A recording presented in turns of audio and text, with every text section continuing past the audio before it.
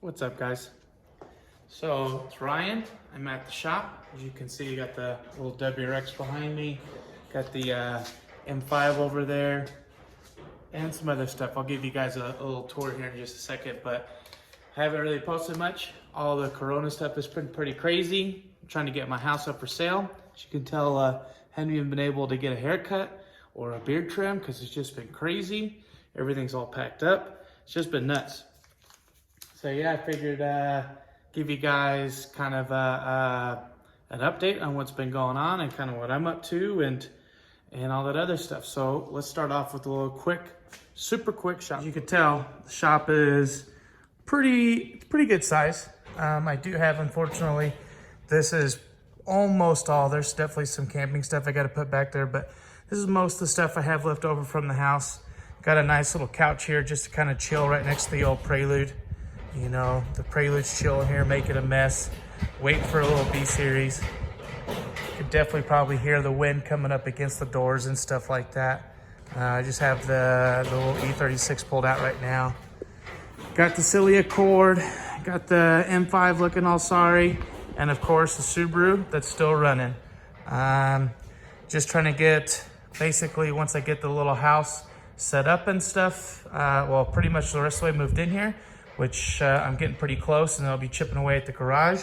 So hopefully like next week, I'll actually start working on the WRX. As you can see, I've got the motor over there I just dropped off and from Keith, and that's kind of like our little mini shop tour for right now. I mean, you can tell right now, this is all the electricity we got. If you can adjust your eyes here, you can see old Pikes Peak in the distance there. Even it's bright for me. But yeah, you can see I got some pretty good spot here. Not going to be complaining too much. Hopefully we can get this nailed down. But I figured while I was here, giving you guys a little shop tour, talk about what's been going on. So yeah, so that's the quick little shop tour. Tell there's definitely a lot of room. We got to try and get some lights up in here, get some beers in the cooler, get the rest of the tools inside of the toolbox. Definitely was a little bit dusty up in here, but as overall, I'm super happy with the space. Super looking forward to kind of getting projects knocked out. For the Prelude, I want to get, I have like a B-Series swap kit. I'd love to get that, all that work I know I put into it. You guys saw me do it and stuff. Just yank all that stuff out. The car doesn't have any more power with the delete. It still runs okay. It's not a big deal, but with that world to diff, it is pissed. So, and 5 needs love, of course. You know, body work, and I think it needs a handful of stuff, but we'll take care of that later. But ultimately, I think the big project I really want to work on is the old WRX, and the biggest reason being, I want to get this thing. I want to start working on kind of the weight reduction on the car, like cut the doors apart, get the actual glass out of it, stuff like that. So see how that kind of stuff goes. I still got the E36 in case like a little track action comes up. I know my buddy Paul McLeod was talking about maybe doing like an impromptu track stuff, so maybe that'll happen. So other thing that's going on, hopefully Jeanette gets her BRZ today or tomorrow. She just had it supercharged, and she did a GT Modena rear diff in it, 1.5 ways, so that's super awesome. And Zach from ZF Designs rebuilt the transmission on it. Definitely had some shoddy work done previously when the clutch went out by the Subaru dealership under warranty, but she did get like a whole other year out of it. But inadvertently, that had basically super accelerated the wear on the transmission. So that's a super bummer. So she had to spend quite a bit of money to actually get that thing going. But Zach definitely got her taken care of on that. So just super excited. She has to drive that thing and get that thing all used to, or get used to the power and get the clutch broke in, and then hopefully she'll take it to MoFab to get it dynoed, just to get some baseline numbers so she knows where she's at. So when we do start going back again, after all this COVID crisis is going, she can actually race it, and she'll do time trials with NASA. She'll know what class she's in, all that other stuff. So that's super exciting. Another thing that's been big in the talks, I've been listening to the Slip and Go podcast. Actually, like on my way down here, and I was listening to their like little Corona conversation. And one of the things that Adam was talking about was how basically everybody in track mod is getting sequentials and how fast that is growing. And I actually had a conversation with one of the like the lead sales people at one of those big sequential companies, and I was telling him, I was like, man, this is like a big thing, a big rule change. A lot of guys are going to be spending money on this, blah, blah, blah. And he's like, man, why would anybody spend that much money, you know, like a sequential money on these cars? Like at this point, you know, especially in track mod, these people got, you know, tons and tons of money into these cars already. Why not? Why wouldn't they do a sequential if that's really where the next level is? Like, I don't know if JC's got one or if he's making plans to get one in his Hawkeye thing that he's got, but I mean, that's definitely the next step for sure. So definitely super excited about sequentials. Hopefully, I'm trying to work something out with the sequentials. I'm kind of talking to one company in particular, but we'll see how that goes. We'll see really once I get the money and stuff from selling my house, what kind of options there are. Which that brings me to the next subject, my house. This is crazy. Hopefully, a week from now, we're listing the house. We were kind of, I talked to one of those cash offer places. They wanted, it was just like a joke what they wanted to offer. And with the COVID and stuff, pushing a lot of these events back or canceling a lot of the events, not been quite the rush to get the house sold. And, you know, there's a time when I thought I was going to be, not necessarily stuck in this thing, but where everyone was thinking we're going to be trapped in our houses and there's nothing we can do about it and all that stuff. So I'm glad that it's not as, at least at this time, as you guys are watching this, it's not as strict. As you can tell, I'm doing some excellent social distancing here. So nobody's out here messing with me while I'm digging around with the cars, other than the wind, obviously. But so yeah, hopefully we sell the house. Then I'll probably take a brief stay, visit some family in Kentucky if I can get over there, and then get an RV and hopefully do the RV thing. It's obviously, I initially had thought it'd be like basically get an RV, get the WRX ready, and then we'd just be going to events constantly, and maybe that'll still happen. I mean, at this point, like listing the house right after Easter weekend, it might not be till June till the house actually closes. So it's possible that once, you know, you get money in hand and stuff, that we will be just banging it out event after event. So right now, there's all kinds of like little stuff I want to do, start building the engine and stuff, that at least assembling the engine and stuff that Keith had put together for me. So definitely start making those strides and start taking the interior and taking all the other stuff out of this car to try and cut some weight. So I could do that basically once I get the house listed and I'm done jumping through all those hoops that I'm jumping through right now. So pretty excited in like a week or so to be just starting to jam on the cars. Definitely excited with the space. The space is just, I mean, it's gonna allow me to do a lot more fun stuff. So the wind is intense. Other thing is going on, like we're talking about the Corona. Like it's possible that the Corona is going to affect, you know, the sale of the house. We're definitely listing it like at a very competitive price, and people are definitely looking at houses and stuff right now. And hopefully that doesn't get affected by it. But it has affected my haircuts. Like I literally thought to myself, I was like, man, I need to get a haircut. Look at this crazy stuff here. Need to get a haircut, but you know, just because I need one. And I waited about a week too late, and now it's been like probably a month. You can't get your haircut anywhere right now. So kind of growing out the funk here, looking kind of shameless right now for sure. Other cool stuff, you know, we talked about on the Corona thing, just on the economy thing. Oil is crazy. I used to work in the oil field, you know, up until I got let go in December So about 3.5 months ago or something like that.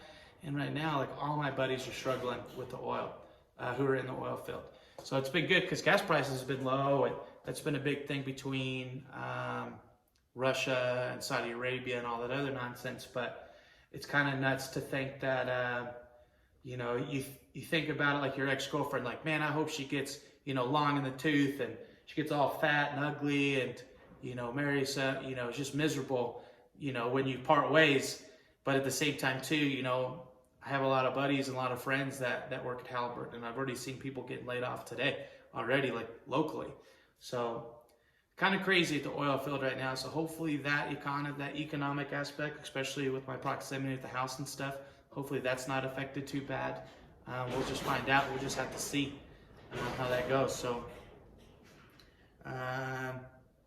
another cool thing that's happening, we just had a video up. Podcasts they're not necessarily on the freeze. We're trying to figure out how to, because we're not podcast experts by any means, but hopefully we get going, still keep doing podcasts with our social distancing. John was talking about probably using Skype or one of those type of apps to try and get like me and Tasso in, and it's really something that I'd like to get that figured out while we're close by, so when I'm traveling I can still do podcasts. So hopefully that still happens, but we just put out a video that Tasso, and I mean really the Flatirons guys put it on, but Tasso, when he had built his motor, he had started with the original tensioner and used the Lic'd Motorsports pulleys to try and get basically all his timing in. You can kind of see, he talks about that in depth in video. And then basically, without taking the pulleys out, we took, well, not the Lic'd pulleys anyway, the adjustable pulleys. We're able to get the new style tensioner out and replace it with the RCM tensioner, and basically verified that it actually doesn't change the cam timing at all, or cam phasing. So that was super cool. I did a video pretty much inspired from that video not long after that, where I took basically the Lic'd Motorsports pulleys. I kind of saw that as an opportunity to say, hey, let me try this out to try and put extra tension on the belt and how much I can do and all that stuff. And if you guys haven't seen that video, definitely look for the Getting Licked video.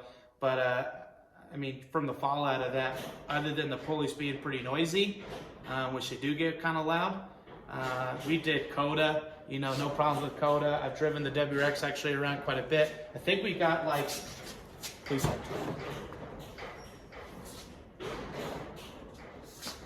700 miles on it. So I'd say that's pretty good. And we haven't sheared a timing belt or done anything crazy with the timing belt at all. And so it is super tight, probably a pinch too tight. Probably take a little bit out of it, but it's like a single roller bearing, like a single taper bearing, like Motorsports ones are. And Zach has access, or he has at least made his own like eccentric bolts or eccentric pulleys that are dual bearing, like the factory pulleys are. So maybe try and get with Zach and see if he can get a couple of those made up for me to put on the new motor. Ideally, I don't want to take this motor apart since we haven't broke it, and keep it as like a good backup. So once this motor comes out, we'll basically wrap it up and store it somewhere in this madness, and that'll be at least our little backup for a little while. So yeah, definitely check that video out on the Flatirons Tuning YouTube page if you haven't yet. It's definitely, I loved it. I had so much fun being part of it, had fun doing it. Viet killed it with the thumbnail, but it is definitely techie. So they talk about other Roger Clark, we talk about other Roger Clark parts. So give that a check, but it is definitely quite a bit to digest, but it's a lot of good information in there. And talking about good information, like you saw in a little mini shop tour, I got that engine from Keith. So I'm super excited about this engine. He's been kind of playing around with different like rod and crank and piston combinations, where he's been able to take essentially the Forge version 7 207 pistons that have like the rod or the piston, the wrist pin is a little bit up inside of it versus the regular cast pistons. and he's playing with like little hybrid 2.1 ideas. So this motor I have right here is basically that STI crank, STI rods, and then stroker pistons, but these are JE stroker pistons. I think that's what they are, yeah, the SRPs or something like that. The biggest reason is I wanted higher compression. Although this new system that he's got looks like it actually could work pretty good. So it's all balanced, everything's all clean and beautiful. It is definitely, they're seasoned case halves, so, but they're 207s case halves, so super thick cylinder walls. I think the 2mm thick cylinder walls. He also hooked me up. We got some semi-built heads. They're stock valves, but upgraded valve springs. I think the BC springs and retainers and that thing, and those have been cleaned and decked and all set up. So we'll get some cams and stuff for it and start putting this thing together. Super excited though. Like last night, I was up till like 4 o'clock in the morning.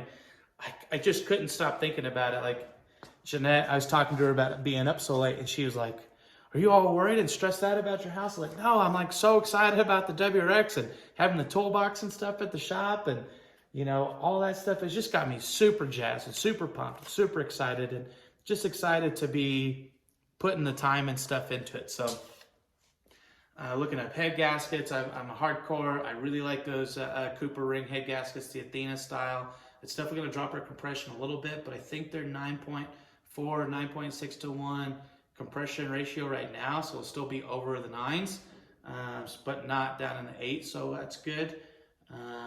I've looked at different turbos, like if I was going to go to a G30 setup, but really the G25, like for the power that we want to make, is just going to be still going to be the good power.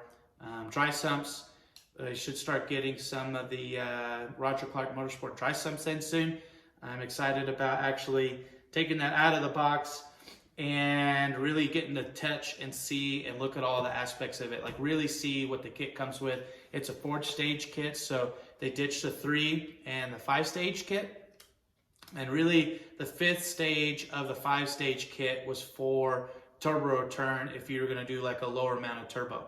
So you're getting basically 2 like head scavenging stages, and of course your normal stage where you pull it out of the sump. So super excited about that 4-stage setup that they're coming out with. This should be here anytime. So definitely keep an eye out on that. I'm just so excited about it. I'm looking at a handful of other Roger Clark parts, like they've got some head studs, looking at their head studs versus the ARP 625s. I don't think the 2000s will be enough for maybe the boost pressure we're going to run. But I think with the Athenas and either the 625s or the RCM Extreme studs should be plenty for the power we're trying to do. Looking at intake manifolds. Right now, everything in Australia, because the exchange rate is so wacky, everything in Australia is really cheap. So hopefully it holds on for like another month or so. And I'm seriously looking at, and I probably will do it, the Plasma Man intercooler setup that they have for the WRX. Not the piping and charge piping and all that stuff, like just the intercooler. It's a tube and fin design, which is like OEM, but it still has like cast tanks. So it's quite a bit lighter than the bar and plate design. It's rated for 850 horsepower, and they're way more efficient. And so one of the things I really like about it is that with the bar and plate, you'll either have like 3/8 of an inch spacing or quarter of an inch spacing, depending on who makes the bar and plate style. But the tube and fin style, it actually does a great job on heat transfer, and so there's still good gaps to let air through. And I see that as an advantage for the oil cooler and the engine water temp, so the radiator. So super, really a fan of that style. None of the other setups like from Cobb or Parent, they're not the same. They're all bigger. So another thing too is I really want to try and keep my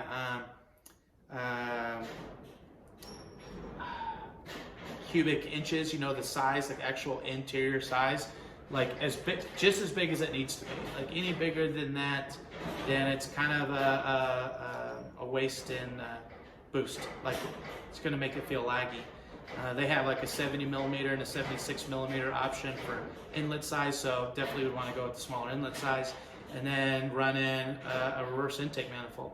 And I want to dish the power steering, run the intake manifold basically where the turbo runs underneath it and then across the radiator and down. Whereas a lot of those kits you see, they basically take like a 90° and then a 90° and come around the strut tower and then to the front of the car and then down. So you cut some of that piping out there, and then of course run in the reverse intake manifold, IAG's brand new stage 2 or the version 2 alternator relocation kit. Looks awesome with the little belt tensioner.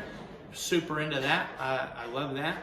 And so then basically we'll have a nice clear path in the front to come across the radiator and down, and hopefully cut some of that piping down. Just run it 2.5 or 2 3/4 piping, since I think the inlet's only 2 3/4. I'll have to measure it, but basically try and keep the piping as just what it needs to be. I don't see any big reason. There's no reason really to run it to 3-inch piping. And if you consider the radius is half an inch or 1/4 of an inch, the radius is actually squared when you talk about volume. So that volume means that big increase in volume that you might not need turns into more lag. So excited about kind of setting that stuff up and really playing with that stuff, and probably have to have somebody, you know, one of my sponsors probably actually do my intercooler piping, because I can't TIG. I'm pretty dumb. I could probably do just get the bends and stuff that I need, but it's going to be better if like Caruso or if MoFab does it. So super excited about that. Hopefully we're going to be racing soon. I think that's on the table. So super excited about that, and that's really all I got for you guys. So stay safe out there. Keep your social distancing. You know, no licking people. Don't do what the Italians did and just start hugging people just because. Don't be a dumb racist either. This is just one of those things that I think we're all going to deal with, and just get through this nonsense, and just pet your dogs because your dogs love it. Let your dogs know about this channel because dogs love my channel, and get your dogs to subscribe. Cats don't like my channel too much, but we do have Nick Stinnerford on here, and occasionally from time to time, and cats love him. And so yeah, cool that the pets can't get the corona. And you kind of saw my little chill spot in the little thing over there. That's so that the dogs will be pretty comfortable, because I imagine this floor is going to get, you know, it would be kind of cold. They might like it, but at least they got the option to have something kind of soft to sit on. And it's kind of nice to have the couch too, so I can rest my feet. So either way, that's really all I got for you guys today.